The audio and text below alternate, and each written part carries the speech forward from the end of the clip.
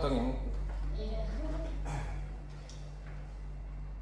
Selamat pagi ibu-ibu. Jadi hari ini saya mahasiswa S1 Keperawatan Stikes Bakti Pertiwi Luhur Raya. Nama saya Cornelius. Ini akan memberikan beberapa informasi terkait stunting. Apakah ibu-ibu sekalian sudah ada yang mengetahui apa sih stunting itu? Sudah ada yang mengetahui? Belum ada? Belum ada ya? Apa sih stunting itu?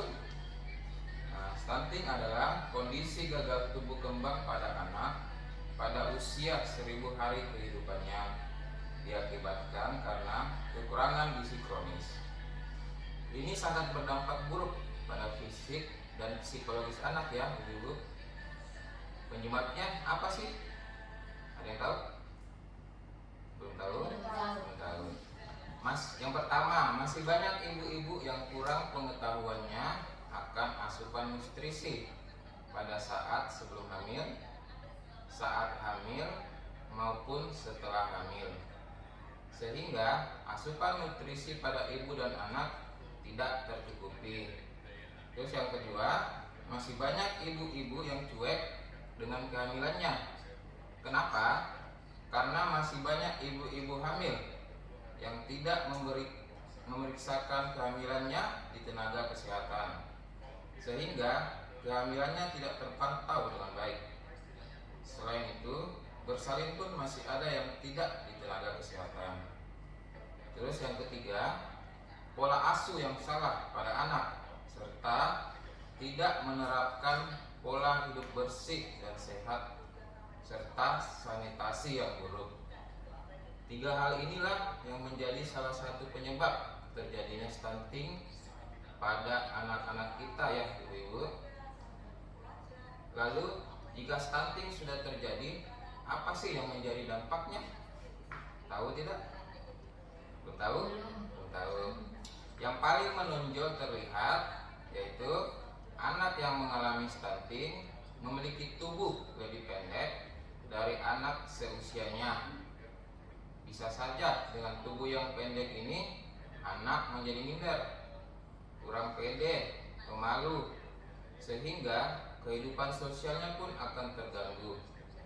Selain itu juga pertumbuhan dan perkembangannya pun akan terhambat.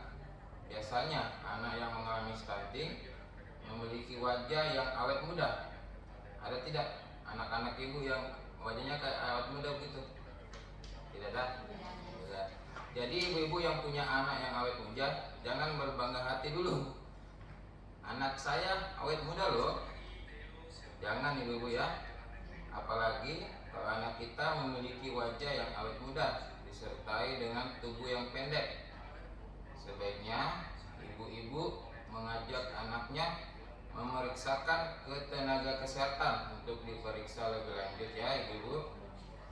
Selain itu, anak yang mengalami stunting rentan sekali terkena penyakit. Dan jika sudah terkena penyakit, akan susah untuk disembuhkan. Selain itu juga, kecerdasannya pun akan menurun. Nah, setelah mendengar apa yang saya jelaskan tadi, stunting buruk tidak sih ibu? Buruk ya? Buruk ya. Jadi penting bagi kita sebagai orang tua mengetahui cara pencegahan dari stunting. Nah, cara pencegahan dari stunting ada banyak. Di antaranya saya sebutkan ya. Kita mulai dari remaja dulu. Jadi bagi remaja putri yang sudah haid, mengkonsumsi tablet tambah darah guna mencegah terjadinya anemia. Terus yang kedua, kemudian bagi calon pengantin, sebelum menikah ya, diharapkan untuk memeriksakan diri ke tenaga kesehatan untuk pemeriksaan kesehatan reproduksinya, dan diharapkan menikah pada umur minimal 21 tahun ya ibu-ibu.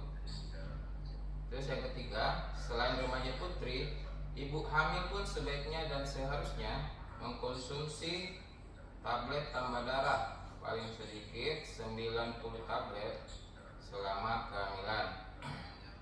Dan ingat, untuk memeriksakan kehamilan minimal 4 kali di tenaga kesehatan. Dan jangan lupa untuk bersalin di tenaga kesehatan ya ibu-ibu. Sudah ada yang sudah punya anak? Sudah semua ya? Karena nanti saat bersalin, ibu-ibu akan diajarkan cara melakukan inisiasi menyusui ini. Ini sangat penting bagi tumbuh kembang anak nantinya. Selain itu juga jangan lupa memberikan ASI eksklusif, hanya benar-benar air susu ibu sampai anak berusia 6 bulan ya ibu-ibu. Kemudian akan dilanjutkan dengan MPASI atau makanan pendamping ASI sampai anak berusia 2 tahun. Kemudian ibu-ibu juga manfaatkanlah posyandu. Di dekat rumahnya ada posyandu? Ada ya? Atau fasilitas kesehatan lainnya di daerah ibu sekalian. Tanyakan pada kader kapan sih jadwal posyandu. Nah, ini seringkali dilupakan ya ibu-ibu. Jadi ibu-ibu rutinlah datang ke posyandu tiap bulan. Ajak anak ibu, karena nanti anak ibu akan ditimbang, diukur tinggi badannya, diberikan vitamin A, dan juga diberikan imunisasi. Dan yang tidak kalah penting lagi adalah memenuhi asupan nutrisi pada ibu sendiri, anak, dan juga keluarga ya. Jadi ibu-ibu rumah harus selalu menggunakan garam beriodium di setiap kali memasak. Di rumah bagaimana? Gunakan garam beriodium tidak ibu-ibu? Iya. Makanya di biasa dibungkusnya ada tertulis tak? Iya. Sejauh ini apakah ibu-ibu ada pertanyaan? Silakan. Ya. Jika keadaan ekonomi kurang, bagaimana cara kami memenuhi kebutuhan gizi pada keluarga? Pertanyaan bagus ya ibu ya. Jika seperti itu, ibu bisa berusaha dengan memanfaatkan pekarangan di sekitar rumah. Nah, seperti berkebun mungkin bisa menanam sayur, sayur-sayuran, memelihara ayam misalnya. Nanti dagingnya atau telurnya bisa dikonsumsi. Jika ada lahan yang kosong lagi, bisa buat kolam ya. Kolam untuk memelihara ikan. Nah, hasilnya nanti itu bisa dipergunakan untuk memenuhi kebutuhan gizi ibu dan anak serta keluarga ya. Bahkan mungkin jika lebih bisa untuk tambahan penghasilan ya ibu. Ya, jadi begitu ya ibu. Oke, saya tambahkan sedikit. Pola asuh yang baik pada anak dan terapkanlah pola hidup bersih dan sehat dan sanitasi yang baik untuk mencegah berbagai penyakit. Jadi stunting sangatlah buruk bagi masa depan anak kita. Setuju ya ibu? Ya. Jadi marilah kita bersama-sama mencegah terjadinya stunting, mulai dari remaja, saat kehamilan, bersalin, menyusui, dan memanfaatkan posyandu atau layanan kesehatan lain. Menerapkan pola makan yang sehat dan bergizi.